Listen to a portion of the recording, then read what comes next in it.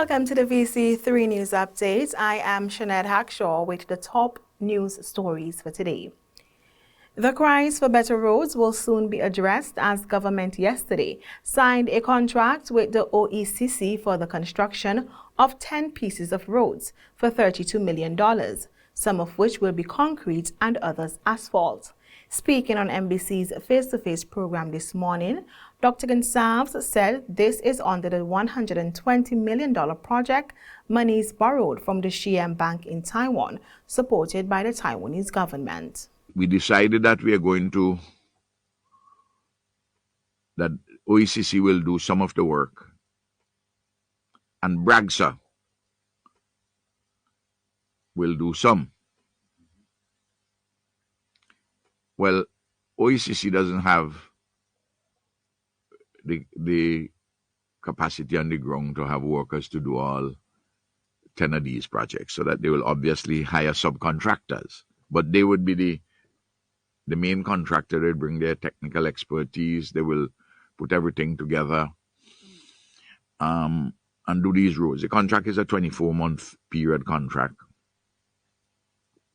And BRAGSA has a $14 million contract, and they have already mobilized BRAGSA, and one or two of their roads which they have commenced activity, not actually pouring concrete yet, or pouring asphalt. Dr. Gonsalves said this road program is not the only one, as he terms it, a road show in town, as there is also a project with the Kuwait Fund. You know, we had some problems with the Kuwaiti contractors.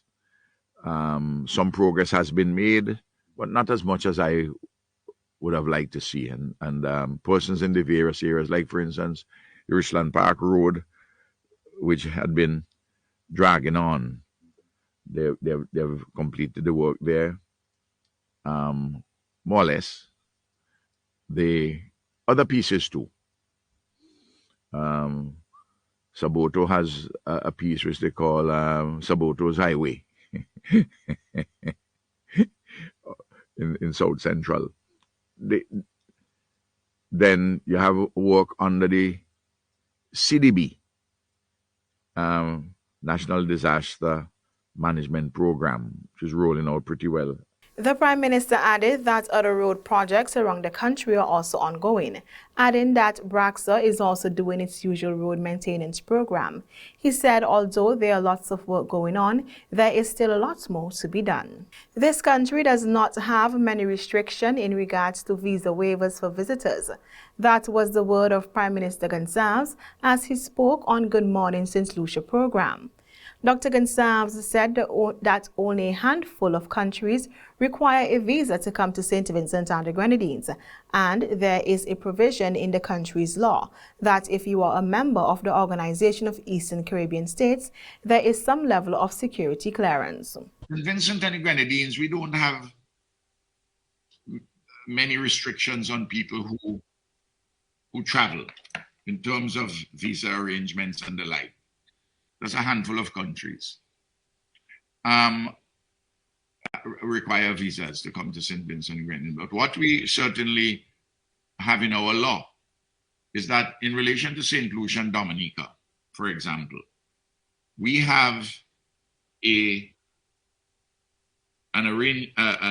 agreement, and we have put it in our law, that if you are a St. Lucian coming to St. Vincent to buy property, you don't require an alien landholding license.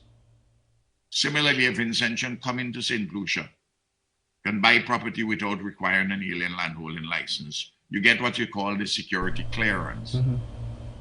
And we institute that for the simple reason that we want to check to see whether your citizenship is one by you pay for it or you get it in the usual way. The topic of citizen by investment programs has been thrown to the forefront as the United Kingdom and the European Union banned visa-free travel for Dominica.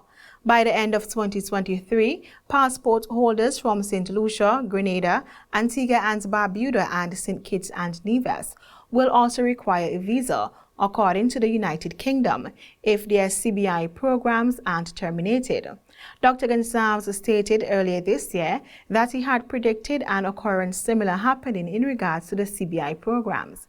In response to being asked what concerns he shares about the reputation of this country being soiled by individuals with questionable backgrounds who are able to use the CBI program to gain citizenship, Dr. Gonsalves said that there is factual evidence from reports of vagabonds being caught with passports they gained through the CBI program. He, however, said that is a matter for the countries to deal with. Well, I mean, you're asking me for something for which there's factual evidence abounding.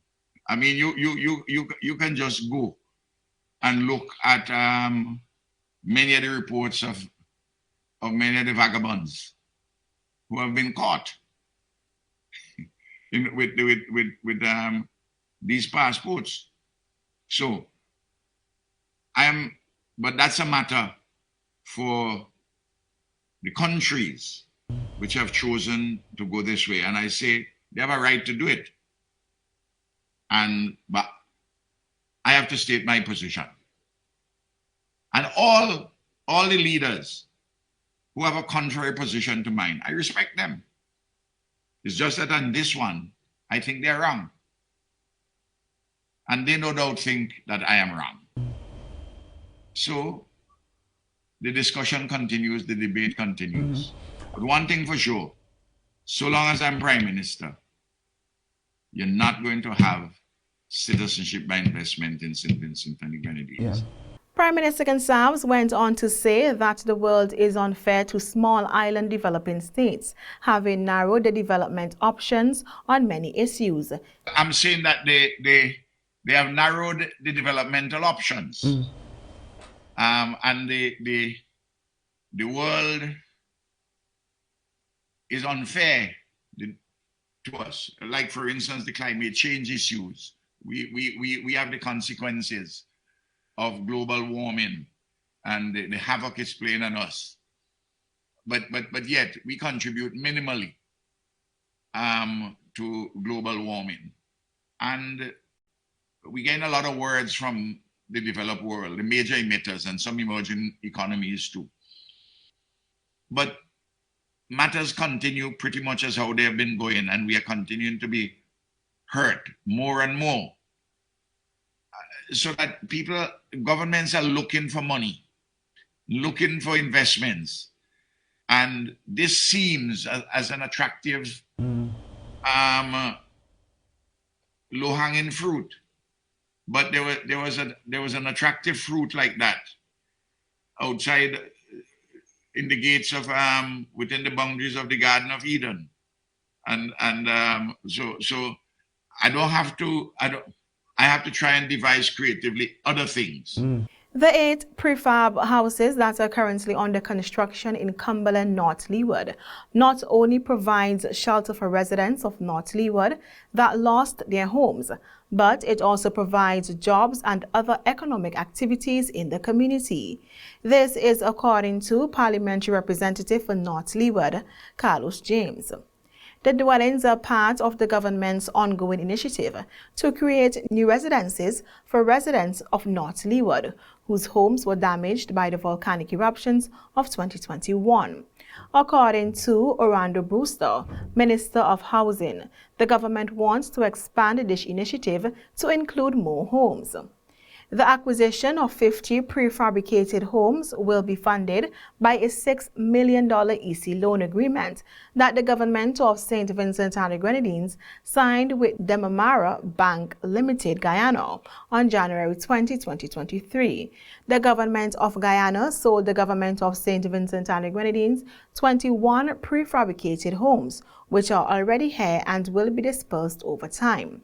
6 of the residences will go to North Leeward, 15 to North Central Windward, and another 6 to north windward, according to Prime Minister Dr. Ralph Gonsalves. And finally, on the local scene, the government and the government of Cuba signed a memorandum of understanding on Monday to allow 20 young men to get training in the fishing industry.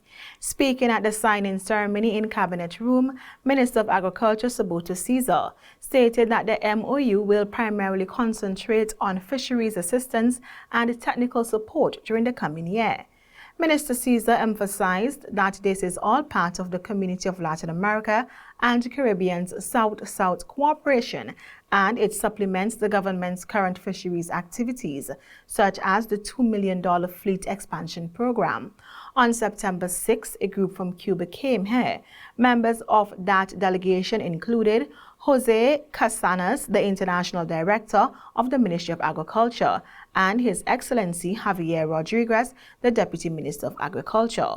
The Republic of Cuba was represented by the signatories of His Excellency Jose Ventura, Ambassador to St. Vincent and the Grenadines, and Deputy Minister of Agriculture Javier Rodriguez. Those are our local news stories. Continue watching the VC3 News Update on Channel 114, where we bring you regional and international news.